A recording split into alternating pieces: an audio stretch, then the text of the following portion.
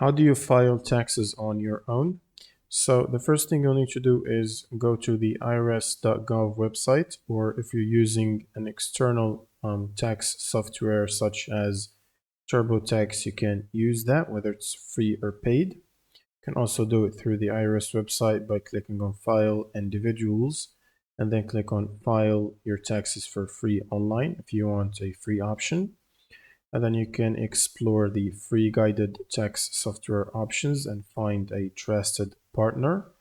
So for example here, Tax Slayer, which offers free federal return in all states if you qualify for a return. And you can click on visit the partner website and then just sign up for an account or sign into your existing account if you already have one.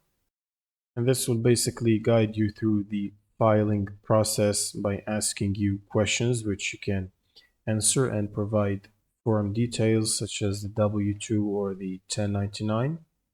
And this makes it easier for beginners because it handles all the calculations automatically and it tells you exactly how much you'll get in return or how much you owe.